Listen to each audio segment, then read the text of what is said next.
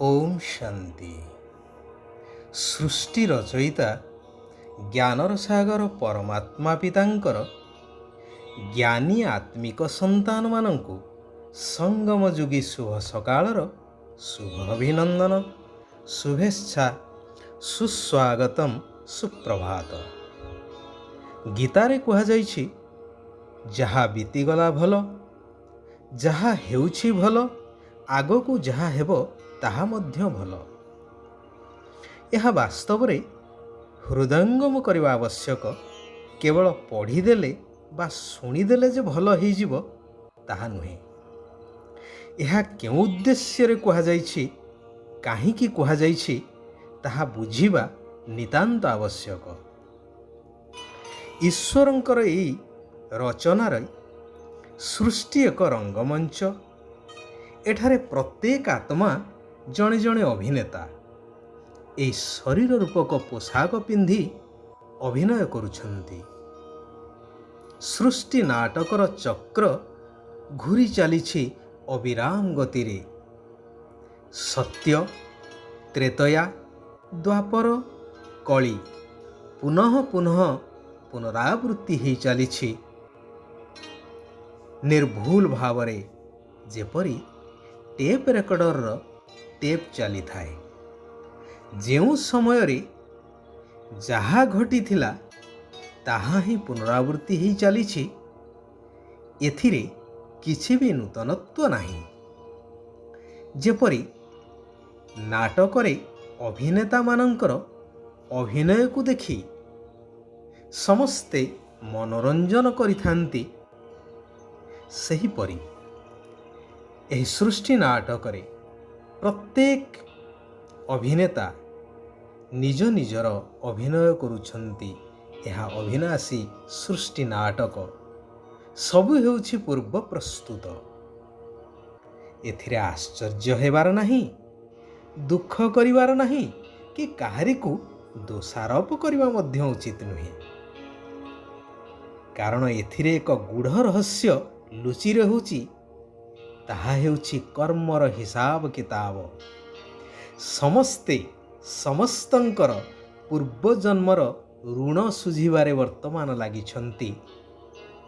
ଏହା ଉପରେ ଶାସ୍ତ୍ରରେ ଅନେକ କାହାଣୀମାନ ଅଛି।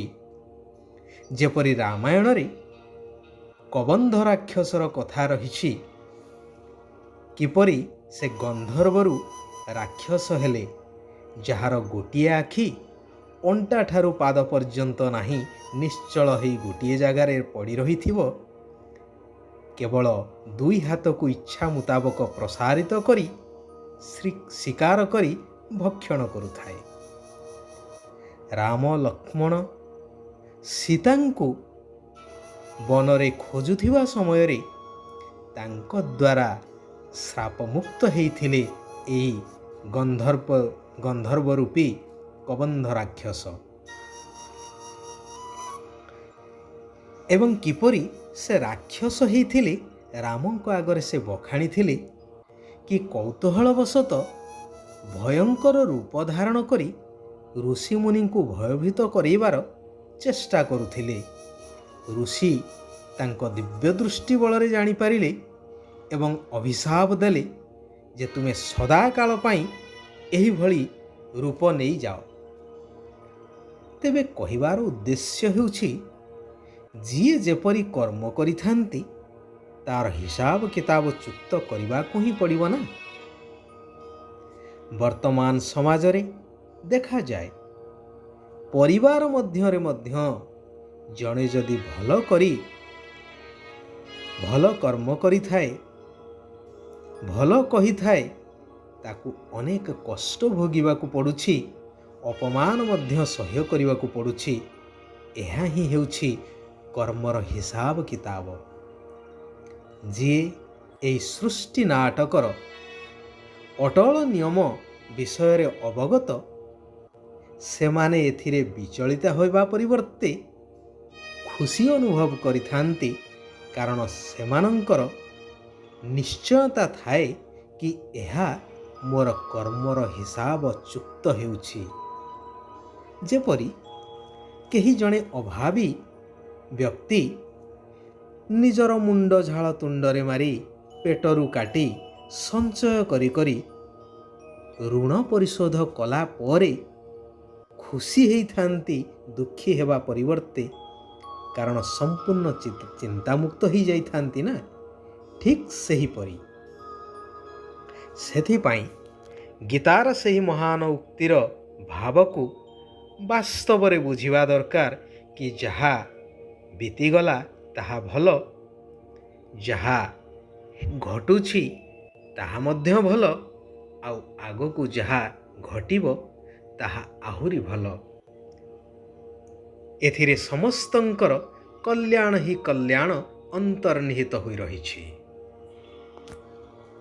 ନିରାକାର ଶିବ ଭଗବାନ କଳିଯୁଗର ଅନ୍ତ ଏବଂ ସତ୍ୟଯୁଗର ଆରମ୍ଭ ଏହି କଲ୍ୟାଣକାରୀ ପୁରୁଷୋତ୍ତମ ସଙ୍ଗମ ଯୁଗରେ ଆସି ସ୍ମୃତି ଦେଉଛନ୍ତି କି ତୁମେମାନେ ମୋର ଆଦି ସନ୍ତାନ ହିରୋ ପାର୍ଟଧାରୀ, ଅର୍ଥାତ୍ ସତ୍ୟ ଯୁଗରେ ଦେବୀ ଦେବତା ପଦଠାରୁ ଆରମ୍ଭ କରି 4 ଯୁଗ ଅତିକ୍ରମ କରି ଏହି ସଙ୍ଗମ ଯୁଗରେ ବ୍ରହ୍ମା ମୁଖ ବଂଶାବଳୀ ଶ୍ରେଷ୍ଠ ବ୍ରାହ୍ମଣର ପାଟ ବଜେଇଲା ବାଲା। ତେଣୁ ଏବେ ମୋର ନିର୍ଦ୍ଦେଶ ମାନ, ତେବେ ବିକାରର ଯନ୍ତ୍ରଣାରୁ ମୁକ୍ତ ହେଇପାରିବ। ପ୍ରଥମ କଥା ହେଉଛି, ମୁଁ ଯେଉଁ ଜ୍ଞାନ ତୁମମାନଙ୍କୁ ପ୍ରଦାନ କରିବା ପାଇଁ ଆସିଛି, ତୁମକୁ ଏହି ଅନୁଷ୍ଠାନ ଅର୍ଥାତ୍ ପ୍ରଜାପିତା ବ୍ରହ୍ମାକୁମାରୀ ଈଶ୍ୱରୀୟ ବିଶ୍ୱବିଦ୍ୟାଳୟର 7 ଦିନର ପାଠ୍ୟକ୍ରମକୁ ଭଲ ଭାବରେ ବୁଝି ସେହି ଅନୁସାରେ ଚାଲ, ଯଦ୍ୱାରା ତୁମେ ନିଜକୁ, ନିଜର ପ୍ରକୃତ ପିତାଙ୍କୁ ଏବଂ ଏହି ଅବିନାଶୀ ସୃଷ୍ଟି ନାଟକର ରହସ୍ୟକୁ ସହଜରେ ଜାଣିପାରିବ ଏବଂ ନିଜର ଆଦି ସ୍ୱରୂପର ସ୍ମୃତି ଦ୍ୱାରା 5 ବିକାରର ରୋଗ ସମ୍ପୂର୍ଣ୍ଣ ତୁମଠାରୁ ଦୂରୀଭୂତ ହୋଇଯିବ। ଶାସ୍ତ୍ରରେ ଉଲ୍ଲେଖ ଅଛି, ବିଶ୍ୱାସେ ମିଳଇ ହରି ତର୍କେ ବହୁଦୂର। ଧୈର୍ଯ୍ୟ ଧରି ଏହି 7 ଦିନର ପାଠ୍ୟକ୍ରମକୁ ପୂରା କର, ଯାହା ସମ୍ପୂର୍ଣ୍ଣ ନିଃଶୁଳ୍କ।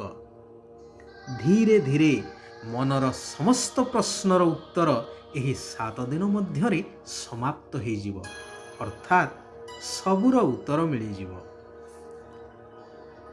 ବାସ୍ତବତାକୁ ଜାଣିସାରି କୌଣସି କଥାରେ ସଂଶୟ ଆଣିବା ଅନୁଚିତ। ସାକ୍ଷୀ ହୋଇ ପ୍ରତ୍ୟେକ ଅଭିନେତାଙ୍କର ସବୁ କିଛି ଅଭିନୟକୁ ଦେଖ। କେବେ ହେଲେ ନିଜର ଚରିତ୍ରର ରେକର୍ଡକୁ ଖରାପ କର ନାହିଁ।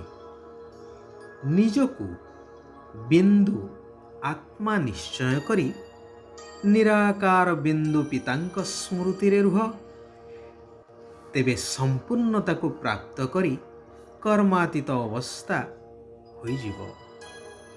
ସତ୍ୟ ପିତାଙ୍କ ସହିତ ସମ୍ପୂର୍ଣ୍ଣ ସତ୍ୟତାର ସହିତ ଚାଲିବା ଦରକାର।